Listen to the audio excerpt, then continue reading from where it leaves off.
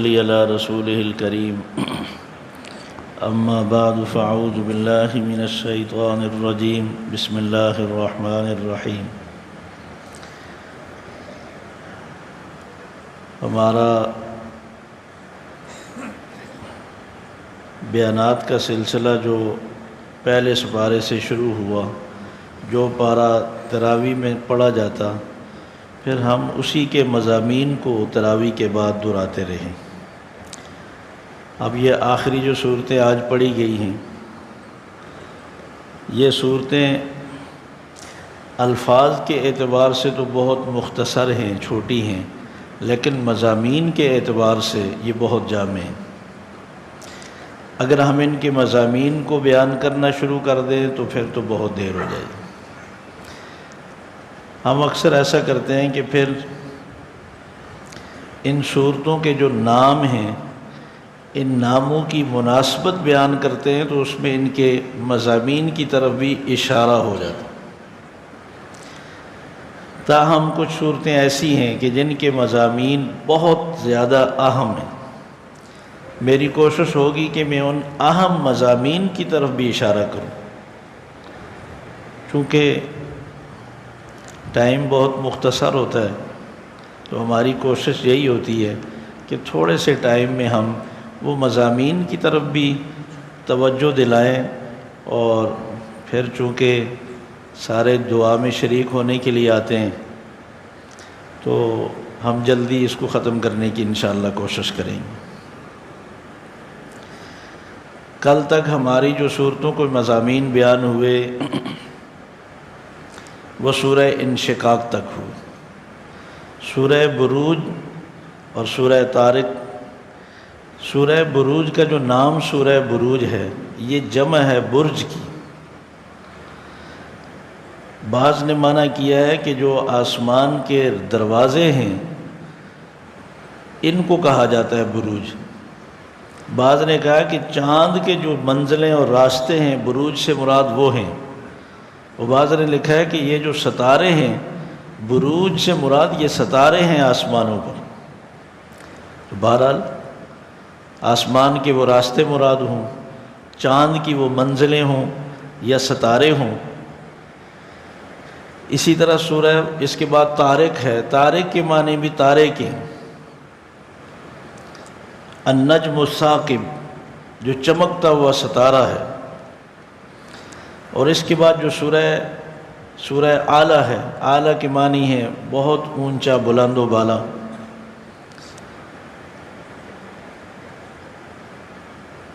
آسمان کے راستے، چاند کی منزلیں، ستارے، یہ گواہ ہیں کہ اللہ کائنات میں سب سے بلند و بالا ہے۔ اس سے اونچی ذات، اس سے بلند ذات کوئی بھی نہیں۔ سورہ بروج میں اللہ تبارک و تعالیٰ نے ایک بادشاہ کا ذکر کیا کہ جس نے، وہ کافر تھا، اس نے جو آپ صلی اللہ علیہ وسلم کے زمانے سے پہلے جو لوگ عیسائی ہوئے، انہوں نے اسلام قبول کیا، تو اسلام سے ہٹانے کے لیے اس نے بڑا زور لگایا مگر کوئی نہ ہٹا۔ آخر اس نے حکم دیا کہ خندقیں کھودی جائیں اور اس میں آگ جلائی جائے، اور ان اللہ کو ماننے والوں کو اس آگ میں جلا دیا جائے۔ وہ ایمان والے اتنے ایمان پر پختہ تھے کہ وہ اس آگ میں جلنے کے لیے تیار ہو گئے، مگر دین اسلام سے ہٹنے کے لیے تیار نہیں۔ اللہ تبارک و تعالیٰ نے فرمایا کہ وَمَا نَقَمُوا مِنْهُمْ إِلَّا أَن يُؤْمِنُوا بِاللَّهِ الْعَزِيزِ الْحَمِيدِ۔ ان سے صرف انتقام اس بات پہ لیا گیا کہ وہ اللہ کا نام لینے والے تھے، اور کوئی جرم نہیں تھا۔ اور پھر آگے اللہ نے فرمایا کہ ان الذین فتنوا المؤمنین والمؤمنات ثم لم یتوبوا فلہم عذاب جہنم ولہم عذاب الحریق۔ جو لوگ کسی بھی زمانے کے ایمان والوں کو تکلیف پہنچائیں، مردوں کو، عورتوں کو، پھر اگر وہ مرنے سے پہلے توبہ نہ کر سکیں تو پھر ان کے لیے دردناک عذاب ہے، اور جلنے والا عذاب اللہ نے جہنم کا رکھا۔ بہت سارے دنیا میں صرف اس لیے مار دیے گئے کہ وہ اللہ کی توحید کا نام لینے والے تھے، نبی کی رسالت کی آواز بلند کرنے والے تھے، ختم نبوت کی آواز اٹھانے والے تھے، صحابہ کی شان کے لیے آواز بلند کرنے والے تھے، صرف اس جرم پر انہیں قتل کر دیا۔ لیکن ایسے ظالموں کے لیے اللہ تبارک و تعالیٰ نے فرمایا کہ اگر توبہ نہ کی تو پھر ایسے لوگوں کی سزا جہنم کی آگ۔ دنیا اور آخرت میں اللہ کی نگاہوں میں اگر کامیابی ہے تو فرمایا کہ ان الذین آمنوا وعملوا الصالحات، جن لوگوں نے ایمان لایا اور نیک اعمال کیے ان کے لیے سب سے بڑی کامیابی۔ اس کے بعد سورہ طارق میں اللہ تبارک و تعالیٰ نے فرمایا کہ انسان کو اپنی خلقت پر غور کرنا چاہیے کہ کیسے بدبودار پانی کے قطرے سے پیدا ہوا۔ اس کو تکبر اور غرور نہیں کرنا چاہیے۔ جس خالق نے اتنا خوبصورت انسان بنایا ہے اس کے احکامات کو ماننے میں اس کی عزت۔ ایک دن ایسا آئے گا جو رب بنانے پہ قادر ہے وہ مرنے کے بعد دوبارہ اٹھانے پر بھی قادر ہے، پھر کوئی قوت طاقت نہیں ہوگی، کوئی مددگار نہیں ہوگا، اس کے سامنے سارے راز کھول دیے جائیں گے، صرف اسی کا اختیار ہو۔ یہ سب کو ڈیل ہے، مہلت ہے کہ اس کی گرفت سے پہلے اس کو راضی کر لیں۔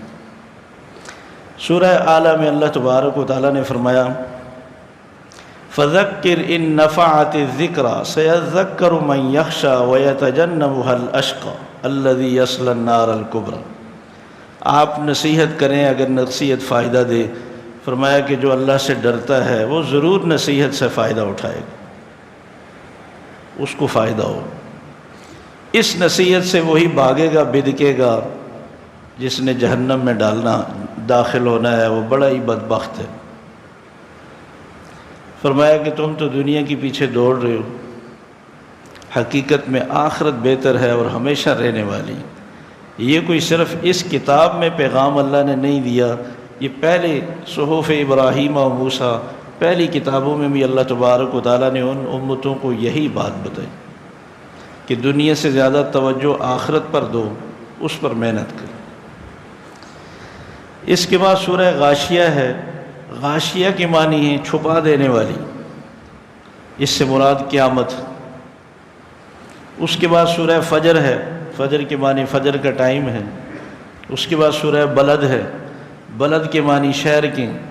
اس کے بعد سورہ شمس، شمس کے معنی سورج کے۔ اس کے بعد سورہ لیل ہے، لیل کے معنی رات کے۔ اور اس کے بعد سورہ ضحیٰ ہے، ضحیٰ کے معنی چاشت کے، جب دن بالکل روشن ہو جائے۔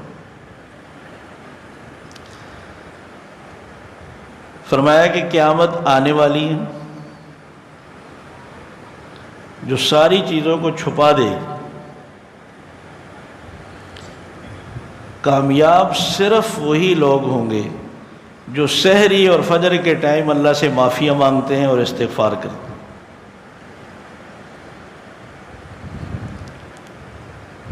ورنہ یہ رات چھا جائے گی اور پھر یہ اقتدار کا سورج غروب ہو جائے گا، ناکامی کی رات چھا جائے گی۔ اور ایسا ہی ہوا، مکہ والوں کو ایک اقتدار ملا تھا، ان کی حکومت تھی، دبدبہ تھا، مگر بجائے اللہ سے معافی مانگنے کے تکبر اور غرور سے کام لیا، آخر ان کا اقتدار چھن گیا، ناکامی کی رات چھا گئی، اور اللہ تبارک و تعالیٰ نے مکہ میں رسول اکرم صلی اللہ علیہ وسلم کی نبوت کا آفتاب روشن کر دیا اور اس سے پورا جہان روشن ہو گیا۔ اللہ تبارک و تعالیٰ نے رسول اکرم صلی اللہ علیہ وسلم کے ذریعے سے دین کی اس روشنی کو پوری دنیا میں پھیلا دیا۔ سورہ غاشیہ میں اللہ تبارک و تعالیٰ نے ناکام ہونے والوں کے حالات بھی ذکر کیے اور کامیاب ہونے والوں کے حالات بھی ذکر کیے۔ فرمایا وجوہ هل اتاک حدیث الغاشیہ وجوہ یومئذ خاشیہ۔ آپ کو قیامت کی خبر پہنچی کچھ چہرے تو ذلیل ہوں گے، عاملۃ ناصبہ، بڑی محنت مشقت کرنے والے تھکے ہارے پڑے ہوں گے، وہ محنت سب باطل دین کے لیے کی، باطل کے لیے کی، مگر کوئی فائدہ نہیں ہوا، اور آخر ان کے لیے ایسی ایسی سزائیں ہوں گی، گرم چشمے سے پانی پلایا جائے گا، اور ایسی خوراک ہوگی جو کانٹا دار جھاڑیاں جیسے جانوروں کی خوراک ہوتی ہے، اس سے کوئی فائدہ نہیں ہوگا، نہ بھوک مٹے گی۔ وجوہ یومئذ ناعمہ، اور ایسے چہرے بھی کچھ ہوں گے جو بہت تر و تازہ ہوں گے، خوش ہوں گے۔ لسعیہا راضیہ، دنیا میں جو انہوں نے اللہ کو راضی کرنے کی کوشش کی، اس کوشش کی وجہ سے وہ قیامت کے دن خوش ہوں گے۔ روزے رکھے، تراویح پڑھی، نمازیں پڑھی، صدقہ خیرات کیا، زکوٰۃ دی، اس محنت کی وجہ سے وہ آخرت میں خوش ہوں گے، اور ان کے لیے نہریں ہوں گی، چشمے ہوں گے، بڑے بڑے اونچے تخت بچھے ہوئے ہوں گے، اور اونچے اونچے باغات میں وہ داخل ہوں گے۔ فرمایا کہ فذکر انما انت مذکر، آپ نصیحت کریں، آپ نصیحت ہی کر سکتے ہیں، لست علیہم بمسیطر، آپ کسی پر نگہبان نہیں، عمل کرانا تو آپ کی ذمہ داری نہیں۔ البتہ جس نے اس اللہ کے پیغام کا انکار کیا تو وہ اس کے لیے بڑا عذاب ہے۔ ان الینا ایابہم ثم ان علینا حسابہم، آپ پیغام پہنچائیں، آنا تو سب نے ہمارے پاس ہے، اور ہماری ذمہ داری ہے پھر حساب لینا۔ رسول اکرم صلی اللہ علیہ وسلم اس پر پڑھتے اللہم حاسبنی حسابا یسیرا، یا اللہ مجھ سے آسان حساب لینا، حساب کوئی نہیں دے سکے گا۔ سورہ فجر میں اللہ تبارک و تعالیٰ نے قسمیں اٹھا کر 3 قوموں کا تذکر فرمایا کہ بے شک تمہارا رب طاق میں ہے، بہت غور سے تمہیں دیکھ رہا ہے، ان ربک لبالمرصاد۔ پھر 3 سرکش باغی قوموں کا تذکرہ فرمایا، قوم عاد کا، قوم سمود کا، اور فرعون اور اس کی قوم کا۔ ان تینوں قوموں کا تذکرہ فرمایا کہ دیکھو ان کا حشر ہم نے کیا کیا، جسامت میں، قوت میں، طاقت میں ان کی مثال نہیں تھی، لیکن اللہ کا جب عذاب آیا تو پھر اللہ کی طاقت کا مقابلہ نہیں کر سکتے۔ اور پھر اللہ تبارک و تعالیٰ نے بتایا کہ دیکھو دولت بھی اللہ کی طرف سے امتحان اور آزمائش ہے، غربت بھی اللہ کی طرف سے امتحان اور آزمائش ہے، یہ کوئی کامیابی اور ناکامی کی نشانیاں نہیں ہیں، یہ اللہ آزماتے ہیں۔ لیکن شکوہ کیا انسان سے، فرمایا کہ اللہ سے تو غربت میں شکایت کرتا ہے، تم خود بھی تو اپنا حال دیکھو، یتیموں کا مال ہڑپ کر جاتے ہو، کسی غریب کو نہ کھانا کھلاتے ہو، نہ کسی اور کو ترغیب دیتے ہو کہ ان کا خیال کرے، مال کی اتنی محبت ہے کہ سارا سمیٹتے ہو۔ دیکھو ایک وقت آئے گا کہ اللہ کی عدالت میں کھڑے ہو کر تم پچھتاؤ گے، افسوس کرو گے، ہائے میں نے اس آخرت کے لیے کچھ نہ کیا، یہاں کے لیے کچھ کر سکتا، تو اس وقت فرمایا جائے گا انا لہ الذکریٰ، اب نصیحت کا کون سا ٹائم۔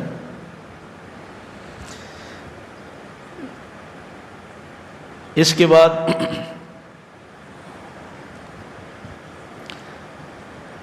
سورہ انشراح ہے، اور سورہ انشراح کے بعد سورہ 3 ہے، سورہ 3 کے بعد سورہ علق ہے، سورہ علق کے بعد سورۃ القدر ہے، سورہ قدر کے بعد سورہ بینہ۔ انشراح کی معنی کسی چیز کا کھل جانا، کشادہ ہونا۔ اللہ نے فرمایا الم نشرح لک صدرک، کیا ہم نے آپ کے سینے کو کھول نہیں دیا؟ اس میں کتنی وسعت پیدا کر دی، اور کتنی اللہ تبارک و تعالیٰ نے اس میں سوچ میں اور عزائم میں کتنی وسعت پیدا کی۔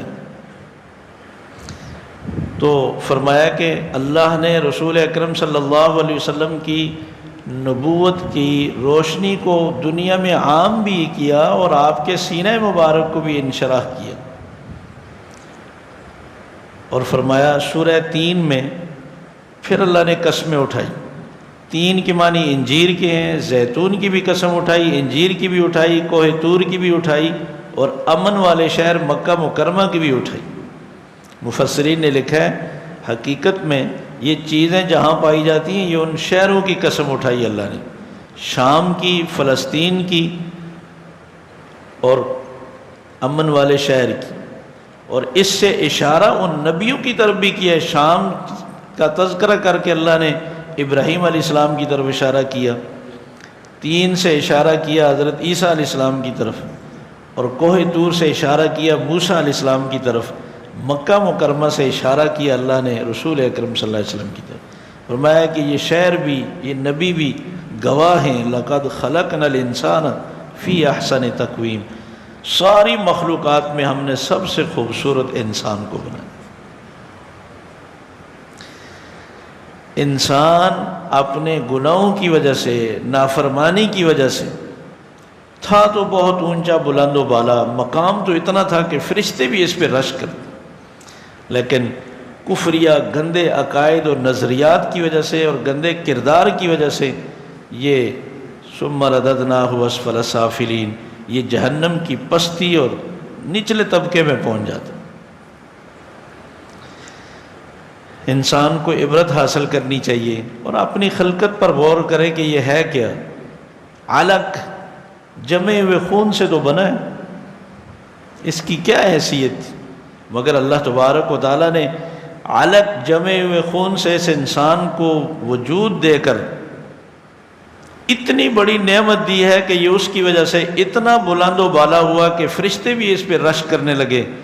وہ نعمت اللہ نے قرآن مجید کی دی ہے، قرآن مجید کے ساتھ انسان کو یہ عزت اور مقام ملتا ہے۔ اگر قرآن مجید کے احکامات پر عمل کرے گا، قرآن مجید کی تعلیمات پر عمل کرے گا، اس پر ایمان مضبوط ہوگا تو بہت بلند و بالا ہے، کائنات میں اس سے افضل کوئی مخلوق نہیں۔ اور یہ قرآن مجید اس عظمت والی رات میں نازل کیا جس کو لیلۃ القدر کہتے ہیں، اور اس قرآن مجید کو اللہ تبارک و تعالیٰ نے گواہ بنایا ہے۔ رسول اکرم صلی اللہ علیہ وسلم نے فرمایا، عربی میں جس کو بینہ کہتے ہیں، اس کے بعد سورہ بینہ، یہ قرآن مجید یا تو تمہارے حق میں گواہ ہے یا تمہارے خلاف گواہ ہے۔ اگر تم نے اس کو سیکھا، اس کو سمجھا، اس کو پڑھا، اس پر عمل کیا تو پھر یہ تمہارے حق میں گواہ ہے، اور ایسی حجت ہے، ایسا سفارشی ہے کہ اللہ تبارک و تعالیٰ اس کی سفارش بھی مانیں گے اور اس کی گواہی بھی مانیں گے۔ اور اگر خدا نہ خواستہ سارے کام کیے مگر قرآن مجید نہیں پڑھ سکے، اس کو نہیں سیکھ سکے، اس کو نہیں سمجھ سکے، اس سے دور رہے، یہ پڑھنے کا ٹائم ہی نہیں ملا، تو پھر یہ ہمارے خلاف خدا نہ خواستہ حجت ہوگا اور اس کی بات سنی جائے گی، مانی جائے گی۔ تو جب اتنا مضبوط گواہ اللہ کی عدالت میں ہمارے خلاف گواہی دے گا تو پھر پکڑے جائیں۔ ضرورت ہے اس بات کی کہ ہم قرآن مجید کو سیکھیں، سمجھیں، ہم اس کو ٹائم دیں۔ ہر کام کے لیے ہم نے ایک ٹائم رکھا ہے، آپ اپنے 24 گھنٹوں میں طے کریں کہ میں نے روزانہ اتنا ٹائم دینا۔ یہ تو اللہ تبارک و تعالیٰ نے اس کو ایسا معجزہ بنایا کہ اس کو بچہ اگر زبانی یاد کرنا چاہے تو یاد کر لیتا ہے، 70 سال کا بوڑھا آدمی اگر اس کو حفظ کرنا چاہے وہ بھی یاد کر لیتا ہے، مرد یاد کرنا چاہیں وہ بھی حافظ بن جاتے ہیں، عورتیں یاد کرنا چاہیں وہ بھی حافظہ بن جاتی ہیں۔ پڑھا لکھا آدمی شروع کرے تو اس کے لیے بھی آسان ہے، ان پڑھ آدمی جس کو نام لکھنا نہیں آتا وہ بھی اگر اس کو زبانی یاد کرنا چاہے، ہو سکتا ہے وہ نام نہ لکھ سکے مگر قرآن مجید سارا اس کو زبانی یاد ہو جائے۔ دنیا کی کتابوں جیسی کتاب نہیں ہے، یہ اللہ کا کلام ہے، یہ معجزہ ہے، اور اللہ بھی چاہتے ہیں کہ لوگ اس کو یاد کریں۔ مبارک ہیں وہ سینے جن میں یہ محفوظ ہے، اللہ ہمیں بھی یہ سعادت نصیب فرمائے۔ آپ نے فرمایا کہ جن سینوں میں یہ یاد محفوظ نہیں ہے وہ ویران گھر کی طرح ہیں، اور جن سینوں میں یہ قرآن مجید ہے چاہے جتنا بھی ہے وہ آباد گھروں کی طرح۔ فرمایا اپنے گھروں کو قبرستان نہ بناؤ، قرآن مجید کے پڑھنے کا اہتمام کرو تاکہ تمہارے گھروں میں رحمت کے فرشتے اتریں، برکتیں اور رحمتیں نازل ہوں۔ ورنہ تو پھر فرمایا کہ ایک دن ایسا آنے والا ہے کہ جو ساری کائنات کو اللہ اتنا جھنجھوڑیں گے، اتنا زلزلہ طاری کریں گے کہ زمین اپنے سارے خزانوں کو اٹھا کر باہر پھینکے گی، انسان بھی تعجب کرے گا۔ جس مال کے لیے میں قتل و غارت کر رہا تھا، خیانت اور چوریاں کر رہا تھا، آج اس مال کی طرف مڑ کر کوئی نہیں دیکھ رہا۔ اس دن انسان کے اپنے اعمال بھی کھول کر سامنے رکھ دیے جائیں گے، اگر ذرہ برابر نیکی کی ہے تو وہ بھی سامنے ہے، ذرہ برابر گناہ کیا تو وہ بھی سامنے ہے۔ فرمایا بے زبان جانوروں سے، گھوڑوں سے عبرت حاصل کرو، وہ اپنے مالک سے چارہ کھاتے ہیں اور اس کے کتنے وفادار ہوتے ہیں، اس کے کہنے پر اپنی جان دے دیتے ہیں، لیکن مالک کا حکم مانتے ہیں۔ تم بھی تو میری نعمتیں کھا رہے ہو، تم انسان ہو، تمہیں بھی تو اپنے مالک کی وفا کرنی چاہیے اور اس رب کی ناشکری نہ کرو۔ تمہیں رب کے احکامات کی فکر نہیں، اس کی رضا کی فکر نہیں، تمہیں مال کی فکر ہے، مال کی محبت ہے۔ موت کا تذکرہ کرو تاکہ مال کی محبت کم ہو، آخرت کو یاد کرو تاکہ تمہارے دلوں میں دنیا کی عظمت نکلے، آخرت کی عظمت پیدا ہو۔ ورنہ تو فرمایا کہ دنیا کو کھڑکھڑانے والی قیامت قائم ہونے والی ہے، بہت قریب ہے۔ دنیا سے زیادہ توجہ اعمال پر دو اور اعمال کے اندر محنت کرو۔ آخرت میں حساب اعمال کو تولنے کی بنیاد پر ہوگا۔ بعض ایسے ہوں گے کہ جن کے اعمال تو بہت ہوں گے، وزن نہیں ہوگا۔ کچھ ایسے ہوں گے کہ جن کے اعمال تھوڑے ہیں مگر وزن بہت ہے۔ جن کے اندر جتنا اخلاص ہوگا اتنا ہی وزن ان کی نیکیوں میں زیادہ ہوگا۔ اخلاص پیدا کرنے کے لیے ضروری ہے کہ اللہ تبارک و تعالیٰ سے شیطان کے مقابلے میں حفاظت کی درخواست کی جائے۔ اللہ کی حفاظت ہوگی تو پھر شیطان کی مداخلت نہیں ہوگی، اخلاص ہی اخلاص ہوگا۔ فرمایا کہ اعمال پر محنت کے بجائے تم دنیا کے مال پر محنت کر رہے ہو، تکاثر، ایک دوسرے سے آگے بڑھنے کی فکر میں لگے ہوئے ہو کہ مال میں ہم ایک دوسرے کا مقابلہ کریں اور آگے نکلیں۔ کبھی یہ سوچا ہے کہ جو تمہارے پاس موجود ہے ثم لتسألن یومئذ عن النعیم، اللہ کی قسم ایک ایک چیز کا تم سے سوال ہوگا۔ زمانہ گواہ ہے کہ سارے نقصان اور خسارے اور گھاٹے میں سوائے ان لوگوں کے جنہوں نے اپنے ایمان بچائے، اعمال صالحہ کیے، ایک دوسرے کو دعوت دیتے رہے دین کی، اور آنے والی تکلیفوں پر صبر کیا اور دوسروں کو بھی صبر کی تلقین کی۔ اگر یہ چیز نہیں تو پھر ناکامی ہی ناکامی ہے۔ اس کی مثال جیسا کہ غیبت کرنے والوں کی ناکامی اللہ نے سورہ ہمزہ میں ذکر کی ہے، اور فرمایا کہ اگر آپ نے ناکام ہونے والوں کی مثال دیکھنی ہے تو اصحاب فیل جو ہاتھی والے اللہ تبارک و تعالیٰ نے تباہ کیے، ان کے عزائم تو کچھ اور تھے مگر اللہ نے ان کو ایسی سزا دی، ساری دنیا کے لیے ان کو عبرت بنا دی۔ مگر افسوس قریش والوں نے پھر بھی ان کو دیکھ کر سبق حاصل نہ کیا۔ اس کے بعد ہے سورہ معون۔ معون کی معنی ہے چھوٹی چھوٹی چیزوں میں بخل کرنا۔ اگر کوئی آس پاس جاننے والے چھوٹی چھوٹی جی چیزیں مانگیں، آدمی وہ نہ دے، تو فرمایا کہ پھر بھی اللہ تبارک و تعالیٰ کی بات نہیں مانی، چھوٹی چھوٹی چیزوں میں بخل کرتے ہیں۔ فرمایا کہ ہم نے آپ کو کوثر دینے کا فیصلہ کیا۔ کوثر سے مراد حوض کوثر بھی ہے۔ شاہ ولی اللہ محدث دہلوی رحمۃ اللہ علیہ نے لکھا ہے کہ اس سے مراد قرآن مجید بھی ہے، کہ اتنا بڑا خزانہ، اتنی بڑی نعمت جو آج تک کسی کو نہیں ملی، کسی نبی کو اتنی بڑی نعمت نہیں ملی جو ہم نے آپ کو دینے کا فیصلہ کیا۔ حوض کوثر سے وہی سیراب ہوگا جو دنیا میں قرآن مجید سے سیراب ہوگا۔ جو قرآن مجید کو سیکھے گا، اس کے احکامات پر عمل کرے گا تو حوض کوثر کا پانی اسی کو نصیب ہوگا۔ جو قرآن مجید سے روگردانی کرے گا، منہ موڑے گا، اس پر عمل نہیں کرے گا تو وہ اس حوض کوثر سے بھی رہ جائے۔ فرمایا کہ کافروں سے کہہ دو تمہیں تمہارے عقائد مبارک ہوں، ہم اپنے اس خوبصورت دین پر، اپنے اس ایمان پر، اسلام پر قائم رہیں گے مرتے دم تک۔ تمہیں تمہارا دین مبارک، ہمیں اپنا دین مبارک۔ ڈٹے رہو، حالات جیسے کیسے ہوں، اللہ کی ضرور مدد آتی ہے دین اسلام پر ڈٹنے والوں کے لیے۔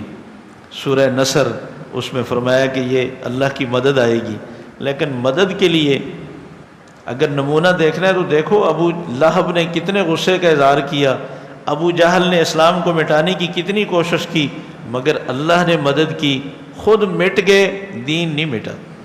رسول اکرم صلی اللہ علیہ وسلم کو مٹانے کی کوشش کرتے رہے، وہ خود مٹ گئے، ان کا نام لینے والا کوئی نہیں رہا۔ رسول اکرم صلی اللہ علیہ وسلم کو اللہ نے عزت دی، آپ کو اللہ تبارک و تعالیٰ نے مدد فرمائی، لیکن مدد کے لیے شرط ہے کہ مانگنے والے میں کامل اخلاص ہو۔ کامل اخلاص کب ہوتا ہے؟ جب انسان اللہ کی حفاظت میں ہو، ورنہ اخلاص پر شیطان حملہ کر کے ریاکاری پیدا کر دیتا ہے، اس میں انسان نام و نمود کا شکار ہو جائے تو اللہ کی مدد سے محروم ہو جاتا ہے۔ تو فرمایا آخری جو دو صورتیں فلق و الناس، اس میں فرمایا کہ ہمیشہ شیطان کے مقابلے میں اللہ سے حفاظت کی درخواست کرو، اللہ سے حفاظت کی دعائیں مانگو، ورنہ تم اس دشمن سے بچ نہیں سکتے، اور اگر اللہ کی حفاظت میں آ گئے تو یہ دشمن تمہارا کچھ نہیں بگاڑ سکتا۔ شیطان سے بھی حفاظت ہو جائے گی، جادو ٹونا تعویذات کرنے والوں سے بھی اللہ تمہاری حفاظت فرمائیں گے۔ رسول اکرم صلی اللہ علیہ وسلم نے فرمایا یہ بہترین دو تعویذ ہیں اور ان سے اچھا دم کوئی نہیں ہے۔ جب یہ دو صورتیں نازل ہوئی تو رسول اکرم صلی اللہ علیہ وسلم رات کو سونے سے پہلے ایک مرتبہ یہ دونوں صورتیں پڑھتے، ہاتھوں پہ دم کرتے، سر سے پاؤں تک پورے جسم پر ہاتھ پھیرتے، پھر پڑھتے، پھر دم کرتے، پھر پھیرتے، پھر پڑھتے، پھر دم کرتے، پھر پورے جسم پر پھیرتے۔ چونکہ رسول اکرم صلی اللہ علیہ وسلم کے دشمن بھی بہت تھے جو آپ پہ خلاف جادو کرتے تھے۔ اللہ تبارک و تعالیٰ نے ہمیشہ حفاظت کے لیے یہ دو صورتیں عطا فرمائیں، بجائے ادھر ادھر لوگوں کے پاس جانے کے۔ اللہ تبارک و تعالیٰ نے حفاظت کے لیے ہمیں جو خوبصورت صورتیں اور تعویذ دیے، شیطان سے بھی حفاظت ہے، جنات سے بھی حفاظت ہے، دشمن انسانوں سے بھی حفاظت ہے، اس کو بار بار پڑھنا چاہیے۔ حضرت عقبہ بن عامر کہتے ہیں کہ ایک دفعہ میں رسول اکرم صلی اللہ علیہ وسلم کے ساتھ سفر میں تھا، آپ صلی اللہ علیہ وسلم نے نماز پڑھائی، پہلی رکعت میں یہ سورت پڑھی قل اعوذ برب الفلق، دوسری میں دوسری سورت پڑھی، اور پھر فرمایا عقبہ ہر طرح کی آندھی ہو، طوفان ہو، کسی قسم کا کوئی بھی خطرہ ہو، اللہ کی حفاظت کے لیے اس سے اچھی صورتیں کوئی نہیں، اس سے خوبصورت کلام کوئی نہیں۔ آپ نے اس آندھی اور طوفان سے حفاظت کے لیے بھی انہی دو صورتوں کی تلاوت فرمائی۔ جس قسم کے خطرات ہوں آپ یہ دو صورتیں پڑھ کر اپنے اوپر دم کریں، بچوں پر دم کریں، کسی کو نظر لگی ہو اس پہ دم کریں، اللہ تبارک و تعالیٰ جسمانی روحانی شفا سے نوازیں گے۔ اللہ ہمیں ہمیشہ قرآن مجید کے ساتھ تعلق نصیب فرمائے، قرآن مجید کو سیکھنے، سمجھنے اور اس پر عمل کرنے کا اللہ شوق اور جذبہ نصیب فرمائے۔ دعائیں تو ہم مانگتے ہی رہتے ہیں، عملاً بھی اس کو سیکھنے کا کوئی کام کرنا چاہیے۔ ترجمے والے قرآن مجید ہیں، اس کو خود بھی پڑھیں۔ ہمیشہ ایک دفعہ، دو دفعہ، 10 دفعہ بھی قرآن مجید لوگ ختم کرتے ہیں، اس کو ترجمے کے ساتھ پڑھیں۔ ہم نے طے کیا انشاءاللہ رمضان المبارک کے بعد ترجمے کی کلاس شروع کریں گے، ہفتے میں ایک ہی دن رکھیں گے، اتوار کو رکھیں گے، تاکہ کسی کے پاس کوئی عذر باقی نہ رہے۔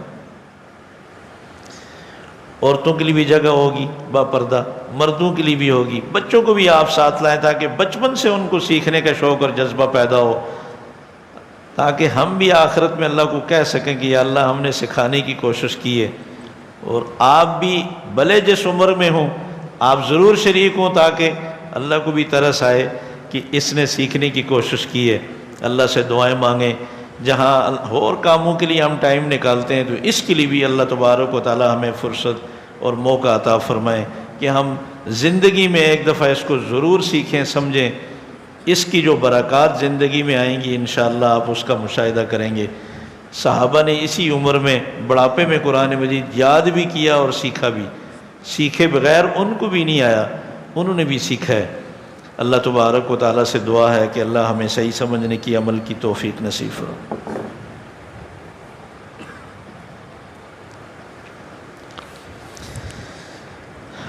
اللہم انت السلام منک السلام تبارکت یا ذا الجلال والاکرام یا رب لک الحمد کما ینبغی لجلال وجہک وعظیم سلطانک اللہم لک الحمد ملء السماوات والارض وما بینہما وملء ما شئت من شیء بعد سبوح قدوس رب الملائکۃ والروح یا رب لک الحمد کما ینبغی لجلال وجهک وعظیم سلطانک اللہم صلی علی سیدنا و مولانا محمد وبارک وسلم۔ یا اللہ ہمارے تمام صغیرہ کبیرہ گناہوں کو اپنے فضل سے معاف فرما دے۔ یا اللہ ہماری جتنی کوتاہیاں ہیں یا اللہ تو ماذا اپنے فضل سے معاف فرما دے۔ یا اللہ آپ نے جو قرآن مجید سننے کی ہمیں توفیق بخشی، یا اللہ آپ نے ہمیں رمضان المبارک کا یہ مبارک مہینہ نصیب کیا، ہم نے اس میں روزے رکھے، تراویح کا اہتمام کیا، الحمدللہ نماز کی حالت میں ہم نے شروع سے آخر تک پورا قرآن مجید سنا۔ یا اللہ جو اس میں کمی بیشی رہ گئی تو ماذا اپنے فضل سے ہمیں معاف فرما دے۔ یا اللہ ساری زندگی ہمیں اسی شوق اور جذبے کے ساتھ اس کی تلاوت کی توفیق نصیب فرما۔ یا اللہ ہمیں اس کو سیکھنے کا شوق اور جذبہ نصیب فرما۔ اس کے حلال حرام جائز ناجائز جتنے احکامات ہیں یا اللہ پوری زندگی کی یا اللہ جو بھی رہنمائی ہے تو ہمیں اس کے مطابق زندگی گزارنے کی توفیق نصیب فرما۔ یا اللہ ہمارے قبر میں بھی وحشت کا ساتھی بنا دے۔ یا اللہ ہمارے ایمان کو اس قرآن مجید کی وجہ سے یا اللہ مضبوط اور مستحکم بنا دے، ہمارے دلوں کو مزین اور خوبصورت بنا دے۔ یا اللہ اس قرآن مجید کی تعلیمات سے ہماری زندگی کو خوبصورت بنا دے۔ یا اللہ ہمیں حلال روزی میں برکتیں عطا فرما، حرام سے ہماری حفاظت فرما۔ یا اللہ اچھا ماحول نصیب فرما۔ یا اللہ اس قرآن کی روشنی ہماری زندگی میں بھی یا اللہ پیدا فرما، اور ہمارے گھروں میں، ہماری عورتوں میں، ہمارے بچوں میں، بڑوں میں، چھوٹوں میں یا اللہ تو قرآن مجید کے احکامات کو زندہ فرما۔ یا اللہ ہمیں قرآن و سنت والا ماحول نصیب فرما۔ یا اللہ دنیا کی ہر طرح کی خرافات سے یا اللہ لغویات سے، فضولیات سے، گانا بجانا، موسیقی یا اللہ ان ساری خرافات سے ہماری حفاظت فرما۔ چن چن کر ہمارے گھروں سے، ہماری زندگی سے، ہمارے شہروں سے، ہمارے ملک سے یا اللہ ہر طرح کی برائی کو دور فرما دے۔ یا اللہ ہر طرح کی برائی کو دور فرما دے۔ یا اللہ جس دین کی خاطر یہ ملک حاصل کیا گیا، یا اللہ جس دین کی خاطر آپ نے یہ ملک ہمیں عطا فرمایا، یا اللہ اس ملک میں اس قرآن و سنت کا بول بالا فرما، اس کا نفاذ فرما، اسلامی احکامات کو نافذ فرما، اسلام کو غالب فرما۔ جو اس کی غلبی کی محنت اور کوشش کرنے والے ہیں یا اللہ ان کی مدد فرما۔ یا اللہ جو اس کے لیے دعائیں مانگ رہے ہیں، جو جذبہ رکھتے ہیں یا اللہ تو ان کی دعاؤں کو قبول فرما لے۔ یا اللہ ان کی زندگی میں ایسا ماحول انہیں دیکھنے کو نصیب فرما کہ پورے ملک میں قرآن و سنت کے احکامات نافذ ہوں اور قرآن و سنت کے سائے میں لوگ زندگی بسر کرنے والے بن جائیں۔ یا اللہ تو ہمیں اسلامی احکامات نصیب فرما۔ یا اللہ ہمارے ملک کے ہر شعبے میں یا اللہ تیرے دین کے احکامات نافذ ہو جائیں۔ یا اللہ تو ہمیں ایسی سعادتیں ضرور دیکھنے کو نصیب فرما، پوری دنیا کے لیے ہمارے اس ملک کو نمونہ اور مثال بنا دے۔ یا اللہ اس کو مستحکم فرما، اپنی نعمتوں سے مالا مال فرما۔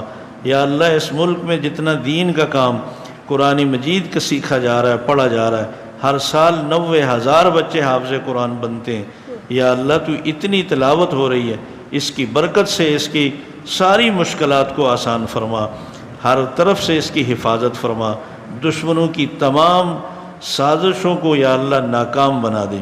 یا اللہ ہر طرح کے دشمنوں کو ہدایت نصیب فرما، اس نعمت کی قدر کی توفیق نصیب فرما۔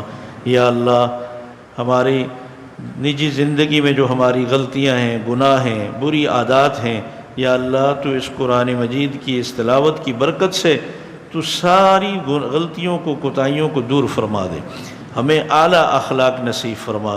یا اللہ ہمیں اچھے عقائد نصیب فرما، ہماری عبادات میں جو کمی بیشی ہے یا اللہ تو ماذ اپنے فضل سے دور فرما دے، ہمیں عبادات کے معاملے میں مستعد فرما۔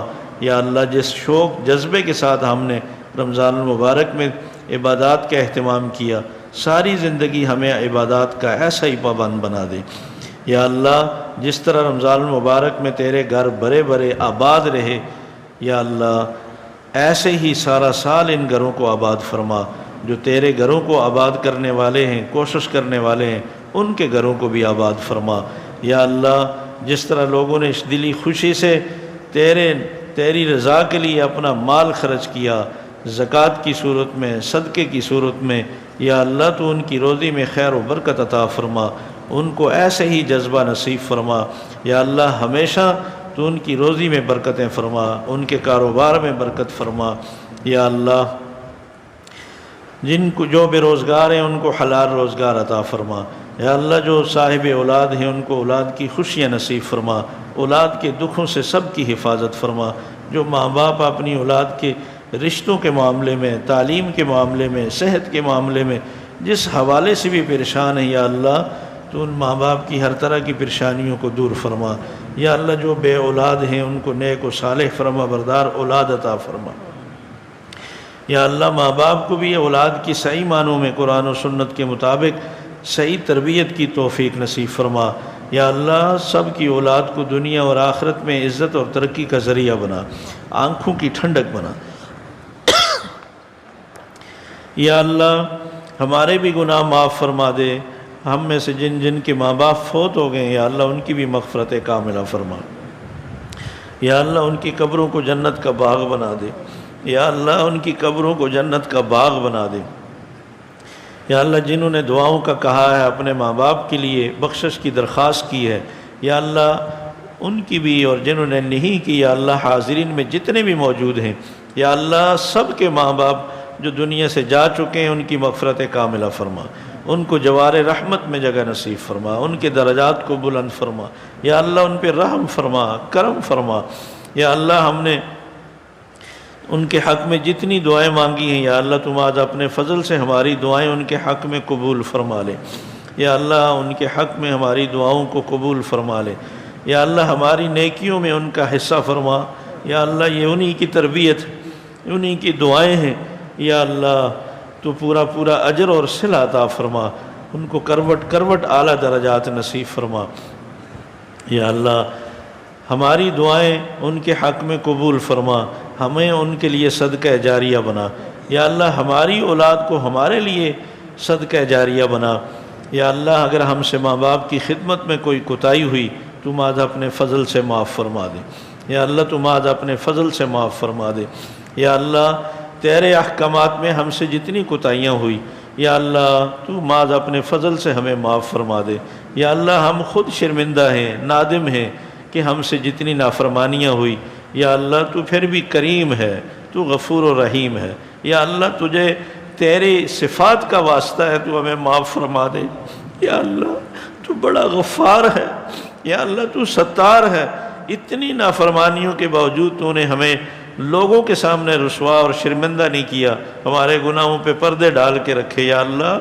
تو معاف فرما دے، یا اللہ تجھے تیری رحمت کا واسطہ ہے تو ہمیں معاف فرما دے، ہم پہ رحم فرما، یا اللہ تیرا حکم ہے کہ مجھے میرے ناموں کے واسطے دے کر مجھ سے مانگو، یا اللہ ہم تجھے تیرے ناموں کا واسطہ دیتے ہیں تو ہمیں یا اللہ اپنے فضل سے معاف فرما دے، یا اللہ تیرے پیارے حبیب رسول اکرم صلی اللہ علیہ وسلم نے فرمایا کہ اپنی نیکیوں کو بطور وسیلہ کہ اللہ کی بارگاہ میں پیش کرو اور اللہ سے اپنے لیے اپنی حاجت مانگو، یا اللہ ہماری یہ ٹوٹی پھوٹی نیکیاں یا اللہ ہیں تو صرف تیری رضا کے لیے ہیں، تیرے سوا ہماری زندگی میں کوئی ایسا نہیں کہ جس کے لیے ہم کوئی نیکی کریں، ساری بدنی عبادات، مالی عبادات، قولی عبادات یا اللہ سب تیرے لیے ہیں، تو وحدہ لا شریک ہے، یا اللہ اس کائنات میں تیرے سوا کوئی الہ نہیں، کوئی خالق نہیں، کوئی مالک نہیں، کوئی رازق نہیں،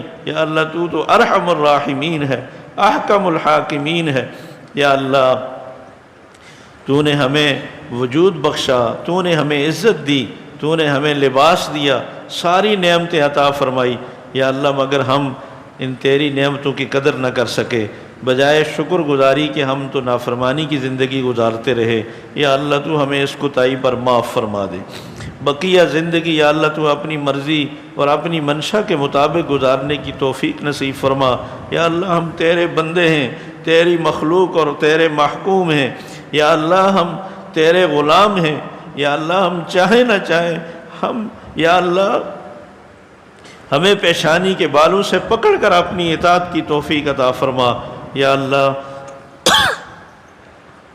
تو برائی سے ہماری حفاظت فرما، شیطان کے حملوں سے، شیطان کے جال سے ہمیں محفوظ فرما۔